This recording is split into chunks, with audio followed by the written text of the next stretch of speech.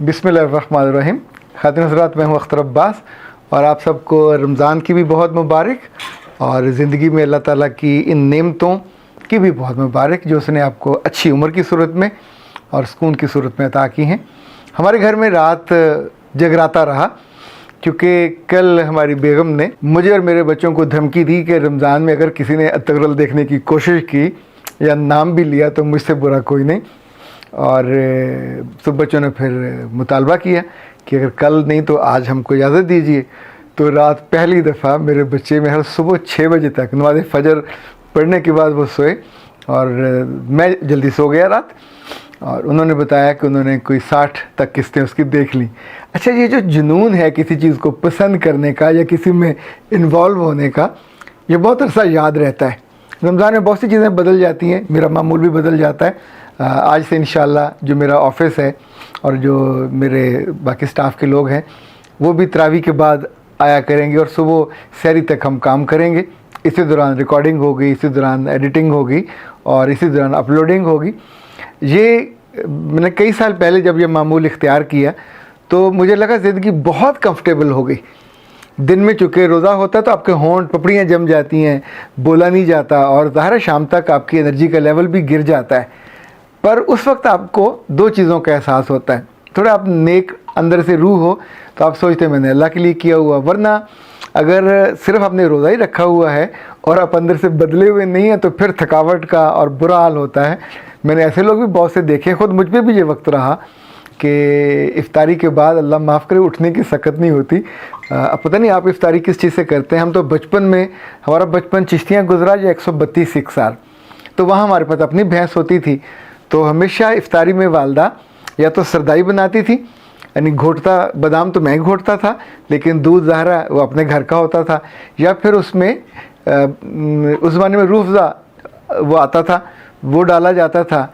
फिर मुझे याद है हमारे स्कूल में एक टीचर थे हबीब साहब 29 सिक्सार के, तो उन्होंने नहर के किनारे जाली पेप्सी की बोतलें भरने का कोई लगाया था कारखाना। तो हमें वो क्रेट दे के जाते होते थे 12 रुपए का, इसका मतलब 25 पैसे की वो बोतल तब पड़ती थी। तो फिर दूध में दूध सोडा उसका बन जाता था।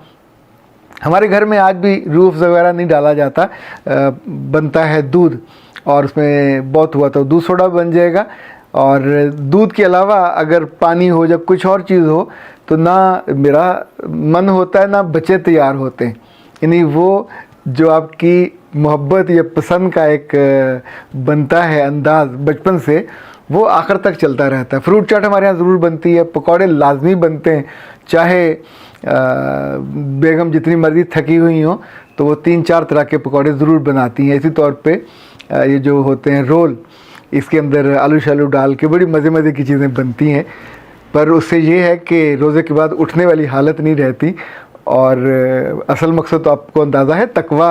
अल्लाह ने ख़ुद भी ये कहा कि पहली पुरानी उम्मतों पर भी वाजिब था, आज की उम्मतों में भी इसलिए वाजिब है कि इस पर तकवा पैदा हो।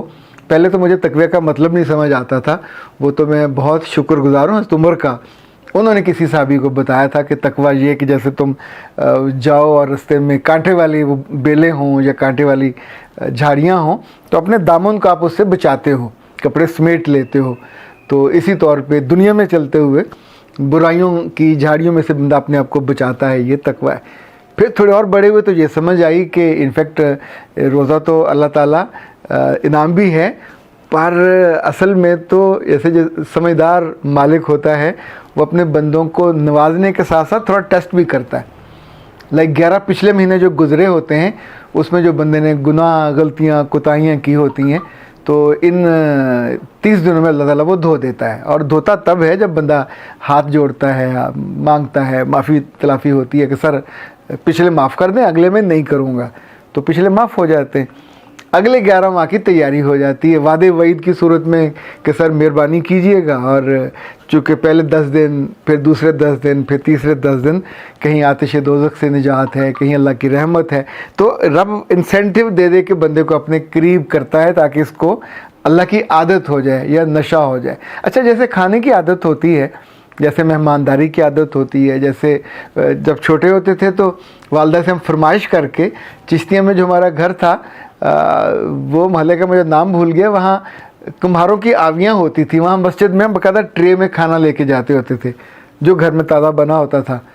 पर वहाँ मस्जिद में खिलाने का फोकस मेरा तो नहीं होता था, ये होता था वहाँ रंग रंग के खाने आए होंगे तो लोग हमारे खाने पे टूट पड़ते थे, और मैं और मेरा भाई हम दूसरे देखते थे। लोगों के यहाँ से आमतौर पे चावल और उसमें वो होते हैं चने, वाइट चने, वो पके हुए होते थे। कहीं कहीं को थोड़ी छोटी छोटी वो कौलियाँ सी आती हैं। अच्छा, अल्लाह माफ़ करे, जो चीज़ घर में हो हम उसकी कदर कम करते हैं, दूसरी तरफ से चाहे थोड़ी चीज़ हो वो अच्छी लगती है। इसी तौर पे जब अल्लाह आपके पास होता है तो उसकी कदर नहीं होती। ये तो जब बंदे की बस होने वाली होती है फिर वो ज़्यादा याद आता है, और फिर ख्याल आता कि मैं फ़लाँ की तरह अच्छा कर लेता, फ़लाँ की तरह उसके करीब हो जाता।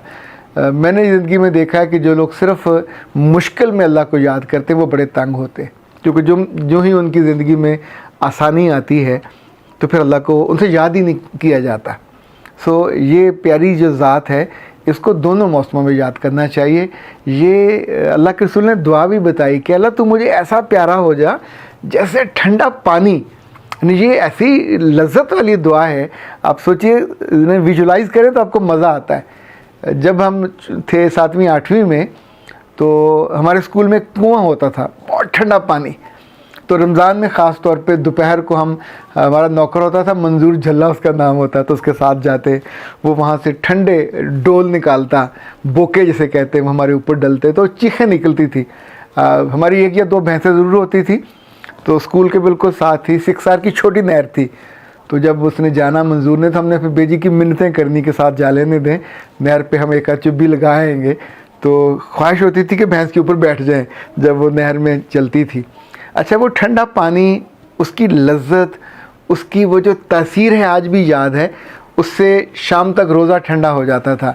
अगर बॉल लगता था तो वाइट टावल होता था, उसको गीले पानी में गीला करके हमने ऊपर ले लेना, और वो दोपहर अच्छी गुजर जानी। अब तो सहूलतें ही बड़ी हैं, आराम से आप एसी वाले कमरे में बैठते हैं। पर मुझे ये कभी समझ नहीं आया कि हम छोटे थे तो कभी नमाज नहीं छूटती थी, कभी तिलावत नहीं छूटती थी। बहुत पता नहीं होता था कि इसके अंदर क्या लिखा हुआ, क्या उसका मफ़हूम मतलब है, पर ये पता था कि ये सब रमज़ान से जुड़ा हुआ है।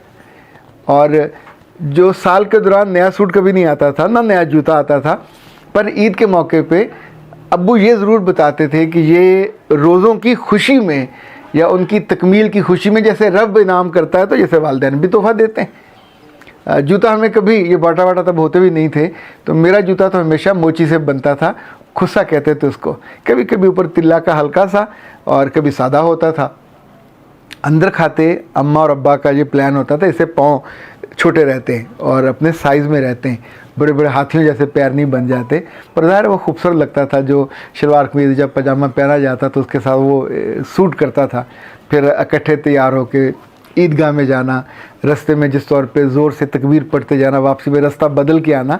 अच्छा, हमारी शुरू से रही कि हम उठते ही सबसे पहले जो जफ़ी थी अब्बू को डालते थे, फिर जो मेरे छोटे भाई थे उससे डलते। कोई और वहाँ जानने वाला होता ना होता तो हमारे लिए ये 3 लोग काफ़ी होते थे। बरसों हमारा ये मामूल रहा। फिर हौले हौले मामूल टूटा अब्बू के जाने के बाद। अब वो बहुत याद आते, वो मामूल भी उनकी वजह से था। हर चीज़ ज़िंदा थी, छोटी छोटी खुशियाँ ज़िंदा थी। हमने अपने अब्बू को कभी रोज़ा छोड़ते नहीं देखा, और जिस एहतमाम से बहुत हल्का फुल्का वो खाते थे।